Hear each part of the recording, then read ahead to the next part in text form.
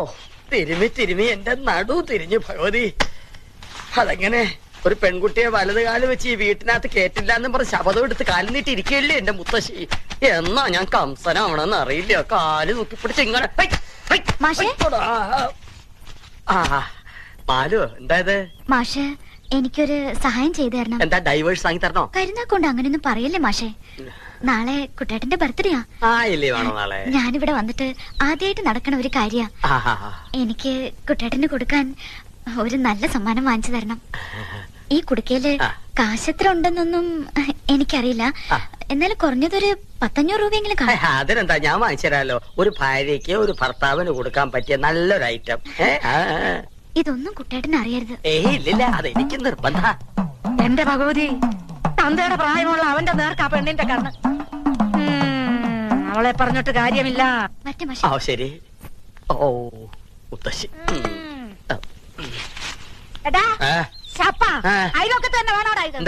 എന്താന്നോ ശാരദാമ്മയുടെ മരുമോളായി പോയി.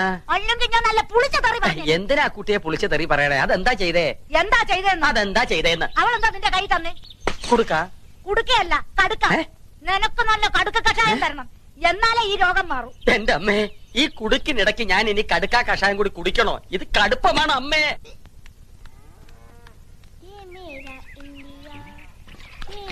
ഇവളാര്? Freedom fighter Sarojini Naidu.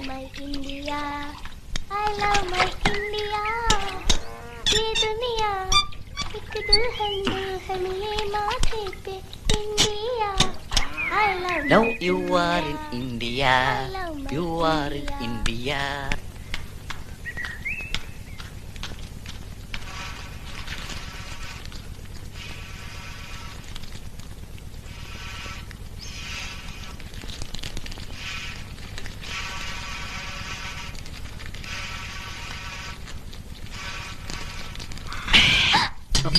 അയ്യോ, അച്ഛനും അമ്മയും അവരമ്പലത്തിൽ പ്രദക്ഷിണം വെച്ചോണ്ടിരിക്കുക. ഞാൻ ഇടയ്ക്ക് മുങ്ങി. ഒരു കാര്യം പറയട്ടെ, അവള് ബാത്റൂമിൽ ഗാനമേള നടത്തിക്കൊണ്ടിരിക്കുക. ഞാൻ പുറത്തുനിന്ന് പൂട്ടി. വാ. എന്താ എന്റെ സമ്മാനം പിറന്നാളിന്.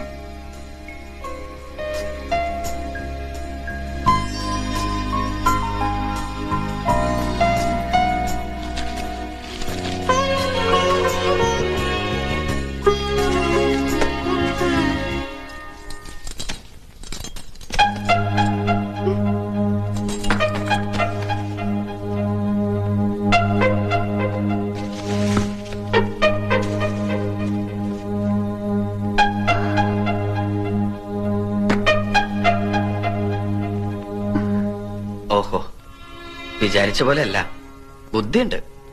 പക്ഷേ മനസ്സിലിരിപ്പ് വെളിവാക്കാൻ ഇങ്ങനൊരു ഗിഫ്റ്റ് വേണ്ടായിരുന്നു. High heel shoe, Bullworker, Fair and Lovely. 6 അടി പൊക്കവും വിരിഞ്ഞ നെഞ്ചും വെളുത്ത് ചുവന്ന ആപ്പിൾ പോലെ മുഖമുള്ള ഒരാളാ മാലുവിന്റെ മനസ്സില്, അല്ലേ?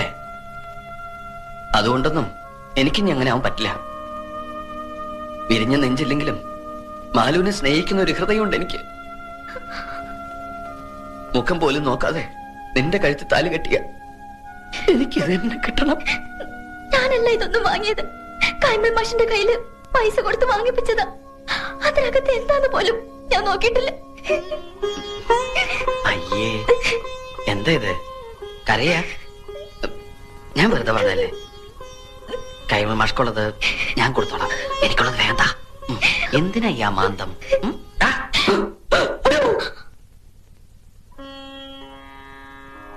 ഇന്നു മുതൽ ഞങ്ങൾ മാതാപിതാക്കന്മാരുടെ അസാന്നിധ്യത്തിൽ കാണുകയോ സംസാരിക്കുകയോ ചെയ്യുന്നതല്ല. സത്യം സത്യം സത്യം സത്യം സത്യം സത്യം.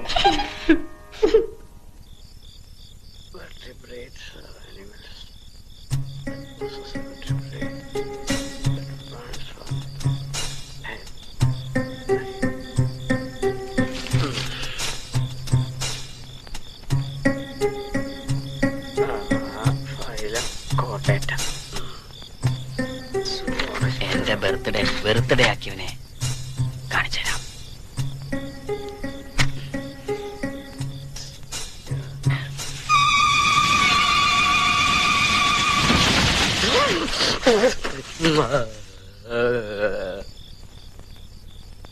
എന്താടാ ഒരു ശബ്ദം കേട്ടെ?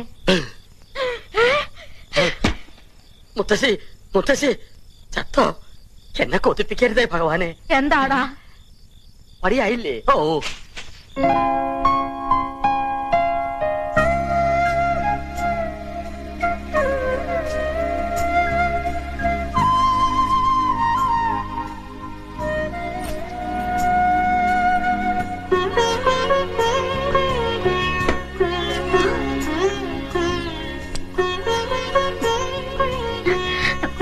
എന്താ ഇത്? വിട്. വീട്ടില്ല, ഞാൻ ഒരു ഉമ്മ തരാതെ ഞാൻ വീട്ടില്ല. വൃത്തികെട്ടവൻ.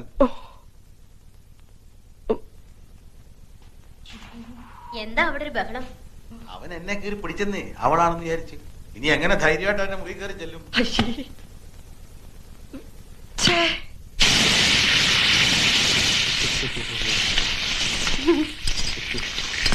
എന്താ എന്തൊക്കെ സാധനം കളഞ്ഞു പോയോ? ആ അതെ, അല്ല അത് ഇന്നലെ ഞാൻ എന്റെ ഇൻസ്ട്രുമെന്റ് ബോക്സ് ഇവിടെ എവിടെ വെച്ചു. എവിടെയാവോ? അമ്മേ, അമ്മ ആ അടുപ്പിന്റെ അടുത്തെങ്ങാനും കണ്ടോ ഏട്ടൻ ഇൻസ്ട്രുമെന്റ് ബോക്സ്? അയ്യോ, ഇപ്പൊ ഇവിടെ ഉണ്ടായിരുന്നു. നീ വരുന്നതിന് തൊട്ട് മുമ്പ് കൊടയും പിടിച്ചോണ്ട് ഇറങ്ങിപ്പോയി. എവിടെ പോയോ? എന്തിനാ ഏട്ടാ ഈ ഓന്ത് മൂക്കുപടി വലിച്ചു പോലെ നടക്കുന്നേ? ഓന്ത് നിന്റെ അച്ഛൻ. അതെ, ആ ഓന്തച്ഛനെ ഏടത്തിയുടെ വീട്ടിൽ കൊണ്ടാക്കാൻ പോയിരിക്കുക. ഇനി പരീക്ഷ കഴിഞ്ഞിട്ടേ തിരിച്ചു വരൂ. എന്തായി?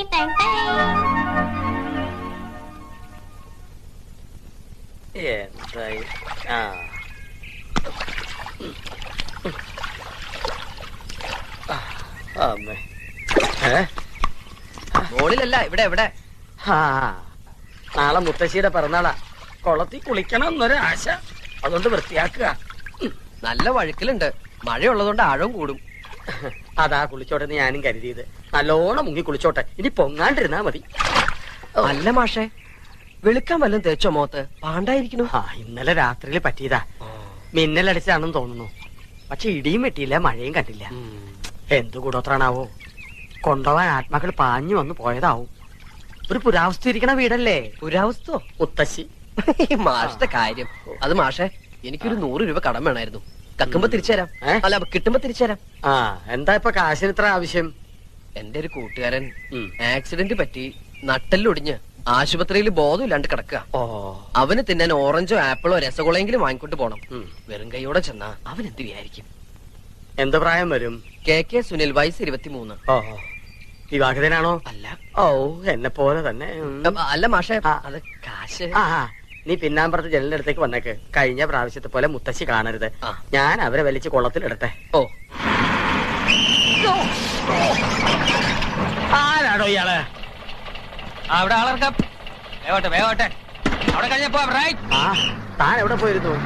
മകന്റെ ബന്ധു വീട്ടിലേക്ക്. ആ കുട്ടി അവിടെ കൊണ്ടുവന്ന് ആക്കി. കൺവെട്ടത്ത് പാലിരുന്ന ഏത് പൂച്ചയാടോ കുടിക്കാൻ? പരീക്ഷ കഴിയുന്നവരെ അവന്റെ ശ്രദ്ധ വേറെ ഒന്നിലേക്ക് മാറാൻ പാടില്ല. ഇപ്പം മനസ്സിലായി. എന്ത്? എന്റെ 100 രൂപ തന്നെ ചതിച്ചു. എന്റെ കയ്യിൽ നിന്ന് വാങ്ങിയ 100 രൂപയും കൊണ്ട് അവൻ അച്ചി വീട്ടിലേക്ക് പോയിരിക്കണേ. താൻ എന്തൊരു മണ്ടനാടോ. മാലു അവനിവിടെ വിലക്കപ്പെട്ട കനിയാണെങ്കിൽ അവിടെ വിധിക്കപ്പെട്ട കനിയാ.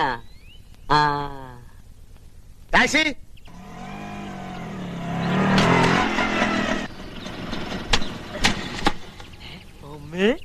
കുട്ടയൻ വണ്ടി വന്നിരിച്ചോ? കുട്ടളിന്റെ തന്ത ഇപ്പൊ തന്നെ വന്നുള്ളൂ. ആണോ? ആപ്പിൾ ഓറഞ്ചൊക്കെ കുട്ടിക്ക് കഴിക്കാനാ. എന്നിട്ട് അപ്പൊ തന്നെ ഇഞ്ചി വിട്ട വാണം പോലെ തിരിച്ചു പോന്നു. എന്നിട്ട് മാലിന്യം കൊണ്ട് തിരിച്ചു പോയി. എന്താ കുട്ട ഒരു വിവരമില്ലാണ്ട്? കുട്ടളിന്റെ വിവരില്ലാന്നോ? അതല്ല, അയ്യോ, അത് അച്ഛൻ പറഞ്ഞിരുന്നു എന്റെ അടുത്ത്. ഞാൻ വേറെ വഴിക്ക് പോയതാ. പോരുന്ന വഴിക്ക് നിനക്ക് പറ്റുമെങ്കിൽ മാലുവിനെ കൂട്ടിക്കൊണ്ടുവരാൻ. അച്ഛൻ വന്ന് മാലുവിനെ കൊണ്ടുപോയോ? അയ്യോ, എന്നോട് പറഞ്ഞാല് അച്ഛൻ മറന്നുണ്ടാവും. അകത്തേക്ക് ഇരിക്കാം. എല്ലാവരും ഇരുത്തിക്കൊണ്ടിരിക്കല്ലേ? ഇരിക്കലൊക്കെ ഇനി ഒരിക്കലാവാം. ശരി, ഞാനിങ്ങട്. അല്ല, നീ എങ്ങോട്ടാ? ഞാനും വരും. എങ്ങട്? എന്റെ കുട്ടളിന്റെ വീട് കാണണം. ഏയ്, അവിടെ കാണാൻ മാത്രം ഒന്നുമില്ല. ഞാൻ കണ്ടോളാം. കുട്ടളിന്റെ കല്യാണം അമ്മയ്ക്കും പുനരച്ഛനും ഭാര്യയ്ക്കും ഉണ്ണാൻ പോലും കൊടുക്കുന്നില്ല ചിലർ. അഗ്നിസാക്ഷിണിയായൊരു പത്നിയെ സ്വപ്നത്തിൽ പോലും കാണുന്നില്ല ചിലർ. കണ്ടങ്ങിരിക്കും ജനങ്ങളെ കണ്ടില്ലെന്നു വരുത്തുന്നതും ഭവാൻ.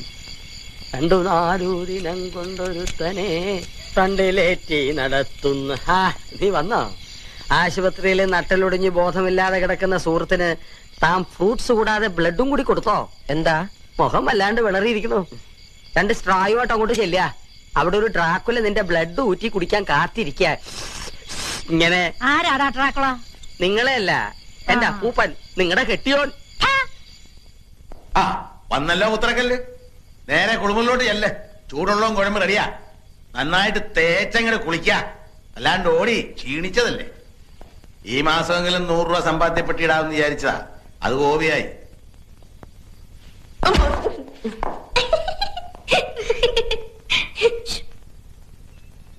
അല്ല, ഇപ്പൊ പോയാ തിരുവനന്തപുരത്ത് എത്ര മണിക്കെത്തും? രാത്രി ഒരു 10 മണി കഴിയും. യൂണിയൻ മീറ്റിംഗിനല്ലേ? എല്ലാം കഴിഞ്ഞ് നാളെ ഇങ്ങ് എത്താൻ പറ്റുമോ? എത്തും. കഴിഞ്ഞാലും കഴിഞ്ഞില്ലെങ്കിലും എത്തും. രാത്രി മഴയ്ക്കുള്ള സാധ്യതയുണ്ട്. നല്ല തണുപ്പും കുളിരും ഒക്കെ ഉണ്ടാവും. ഈ ഒറ്റ ചിന്തയുള്ളൂ. അയ്യടാ, നിന്റെ കാര്യം അല്ല പറഞ്ഞത്. ആ ചെറുക്കന്റെ മേലൊരു കണ്ണ് വേണം. ആ പോത്തുപോലൊന്ന് ഉറങ്ങിക്കളയരുത്.